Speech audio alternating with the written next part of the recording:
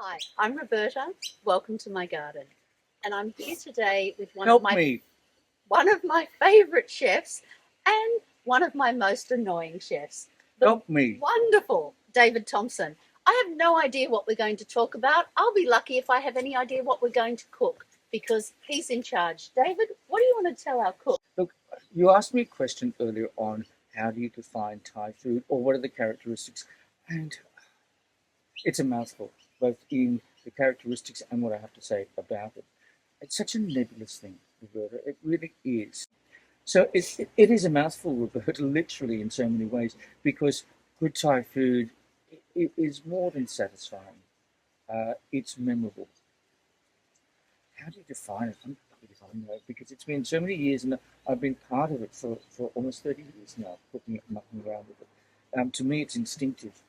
And like all old knowledge, it is instinctive and you know what it is when you taste it and you don't know, and you know what it isn't when you don't. How do you know you're eating Thai food and not the food of one of the other neighbouring countries? Well, again, this is another thing that's a little bit problematic because political borders, as they're now defined, change. And we've seen it change in Europe. We see it's changing in Europe even now. But in Thailand, Siam, at its greatest extent, started up near the borders of China and went right down to the borders of Singapore. And that was Wow. during Rama III's period, which is 200 years ago. And So so, not that long ago. not terribly long ago historically, but all of those people nodded to the throne of Siam, and they had a political allegiance, but the food that encompassed was of so many differing communities, where the composite was of different languages, different accents, different ethnic groups, different writing, different language, and different creeds. Different religions? Different Yeah. creeds too. Yes, you have Muslims, Buddhists, animists, a whole range of things, and so consequently, it's such a nebulous piece to try and define. Most people, however, know Thai food from the Central Plains, which is the dominant region of modern Thailand, Right. and that's Bangkok really, and the adjacent provinces. And it's in Thai it's called Paklang, which it literally does mean Central Plains or the central area, and that became more dominant as the from the toppling of the absolute monarchy in 32, where languages were quashed, regional differences were quashed, and you had a standardization of the food too, not consciously, but as people were drawn into the city, they absorbed certain aspects and habits of that city and its area. Um, Up until the 1950s, things like lap and all the northeastern food that abounds now in Bangkok was considered foreign by the Bangkokians. Right. It was builders' food. It was labourers' food. It was food that was déclassé at best. It was rustic, rude, and robust. So we're finding in Thailand what we've found with the food of Any Europe. other any other Cucina povera becomes popular eventually. Well, it's more complicated than that because it's a different region altogether, and so Right. and they were considered a different people. You see, the Siamese was a group of various ethnic groups that held loyalty to the throne, but that was about the only thing they had in common, apart from their religion. And so, you have the Central Plains Thai, then within them you have the Vietnamese, the Chams, all the various types of ethnic groups, the Chinese as well, the people from Java, the Muslims, the Arabs. The Siam was a polyglot. It was just a concentration of people that came from various parts of the world, including aspect parts of Siam as well. And because they had such a eclectic culture, and also one that was rooted in the dirt, in the soil, and in the soul of Siam, they were very confident. So they absorbed so many foreign influences.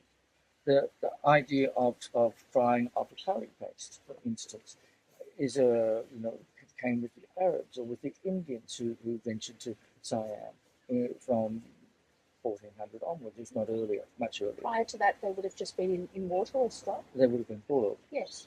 And that's the oldest one. Before the chilies arrived, the idea of a curry was very, very different. As the Siamese ventured from the north down onto the Central Plains, they took with them many of their own habits. but they absorbed them because they were interpolators. They were the rude, rustic northerners who came into the more civilized lands. They changed their religion. They changed their religion and their denomination, because previously they were animists, and you scratch the surface of any Thai Buddhist and they still are animists. And then they were followers of the higher chariot of Buddhism, and then they absorbed the Theravada tradition, the lower chariot, which was more austere, as they moved on to the Central Plains. They are a changing people, and their cuisine changes, and the influences of that enter into their cuisine, that affect their cuisine, changes too. So I told you it was a mouthful. It was a mouthful, and it's fascinating. And I didn't answer any of the questions, because what you wanted to know was, how does it taste? I don't know. Well, I have one question, because you raised an interesting point. The chili came to Thailand and to Asia from the New World. Yes. And yet we can't imagine Thai food, especially not your Thai food. So, what did they use before the chili? White peppercorn. Oh, peppercorns. Peppercorns are indigenous, and that's why in Thai they're called prick Thai. And other chilies were once called prick. Oh, I forget the old-fashioned name. My memory is slipping me. But essentially they were the foreigners' pricks, as it were. As it were. So when we talk about rice being at the heart of the Thai diet... It is a cornerstone. A meal is not a meal without rice. Right. It's a snack. However complicated that snack might be to prepare, it's nonetheless a snack. So these single dishes, the noodle dishes and things like that, are snacks? They're food on the hop. Right. They're not a proper meal. So what does a proper meal consist of, typically? Rice. Anything else? Yes. If the basis and the cornerstone of the cuisine is rice, then you have various different dishes that accompany it to give savour, to season to the rice. And that's all they are. That's at the most basic, at the most primitive of definition, that's indeed what they are. Now, Westerners get it confused. Some Thais get it confused too, and they turn it around where curry is more important, and the relish is more important, and so on. And they are more difficult to do, and they are more delicious. But the cornerstone, the basis, the foundation of the food is rice. And the misconception is merely based upon how it appears on the table, but also the influence of Westerners and how they eat their food too. And so there's been a transformation, indeed a turnaround, in how Thais approach their food. Over the last century, where Westerners have had some inroads into the country. But they would still eat at least 50% rice? Oh, at least, yeah. Otherwise the mums would wrap their little knuckles for being greedy. Now, but that's also why the food is often so spicy. Yes. It's not because it is when it hits the mouth. It is because it's not mixed with a sufficient degree of rice. So it's 1 part curry to 2 or 3 parts rice. Typically. Yes, and if you're poor, like often the more spicier the food, because the more spicy the food means you need to use less of the protein, the more expensive thing, than the sustenance itself, rice. Now, I think nothing tells me more the importance of rice in the Thai people's lives than the way you ask someone, how are you? Which means ginkar riyang, which is, have you eaten rice today? It's just like, have you eaten? And the assumption is if you've eaten, at least you can survive with it. So literally, if I say to you, hi David, how are you? What I'm saying is, hi David, have you eaten rice today? Yeah, you say banging nai as well, how are you going? There's many other ways of saying, but one of the old-fashioned ways was ginkar riyang, which means have you eaten today? And that was often done in the 19th century as slang, because you see at that stage, everybody was the chattel of the king. And so he could move whole villages wholesale. From anywhere in his kingdom to anywhere else in his kingdom, and he did so. There's whole villages or whole areas of the south which was underpopulated that are full of northeasterners, and they still remember their food and they still cook that food, and so you have this juxtaposition of various ethnic groups or regional groups that compose the matrix, the carpet, that rich, complicated weave. That forms the carpet of the cuisine of the country. So that was one of the ways. That was one of the ways that the cuisine moved around the country, because the king could literally relocate populations. But in the main, most people stayed where they were because as farmers, They were tied to the land. they were tied to the land literally, and their tithes that went to the king was often in rice or in labour. And labour would be, and that's why they were moved around because some people would be moved great distances if the demand for labour or a project was being made, like digging a canal, for instance, around Bangkok. And that's why you had the Javanese that were just on the border. They're called Javanese, but in fact they're Malays. That moved up during the Rama III's period, and now have an area on the opposite side of Bangkok, on the other side of the river, which is where I live, Thompson. And there they established many things, including, I suspect, the satay first went out on the streets. Right. Now, we've talked about rice. What are a few other key elements that Thai food would be unimaginable without? Shrimp paste. Right, guppy. Guppy, which is the murky salt. The fish sauce, of course. Sugar.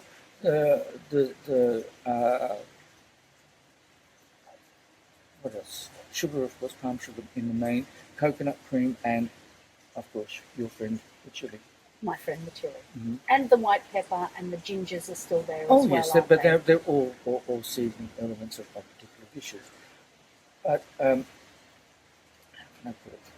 There are various dishes that are normally eaten with rice when you're sitting down to have a meal. A relish, for instance, which is perhaps the most important thing to have. It's based upon either coconut cream, simply with a fermented element like yellow beans or some old fish, or a numprik, which is literally means like a chili liquid.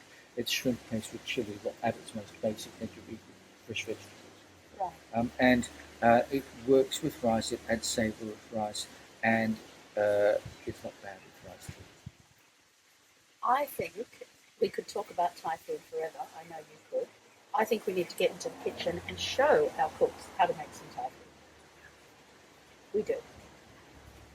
You like cooking, trust me. You treat me like you're chef. How do we say bon appetit in Thai? What do the Thais wish each other when they sit down to eat? I don't bother talking, they just dive straight in, really. In the main. I don't know. They're very polite. I joke about that. They'll wait until the senior person sits down and the senior person has had their first bite, and then they'll start. In olden days, they'd sit at separate tables, or rather they'd have different dining times. The principal people would eat first, and then they'd leave food to then go down the various rungs of the household. There is one other point that I've learnt from you that I think is worth sharing.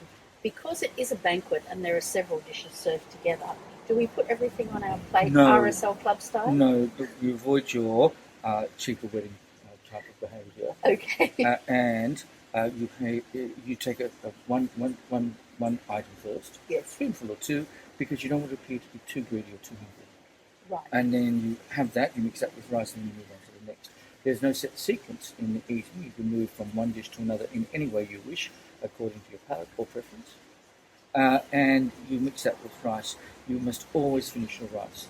Doesn't matter about the other dishes, because they can always be held back for a later time.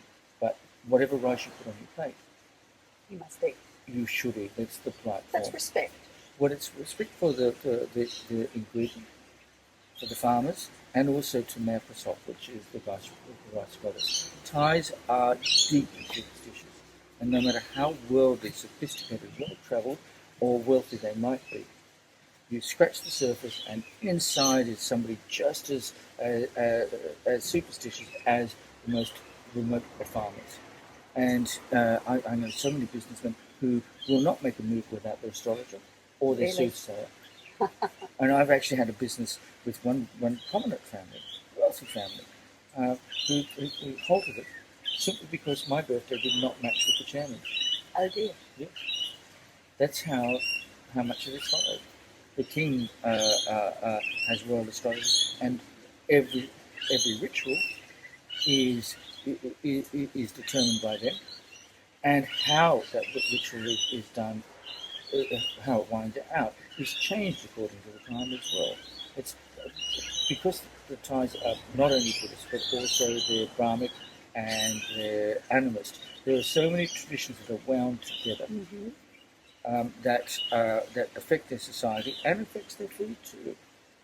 And so you have this complicated mosaic that woven rub that I was talking about before that comes together, knots and all, dyspeptic knots and all, in order to create that wonderful mosaic called Thai food.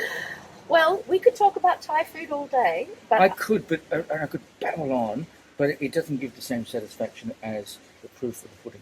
so how do we wind this up? I say, Bai Hong Kua, Which means go to the kitchen. it could mean anything, but let's believe him. Let's cook.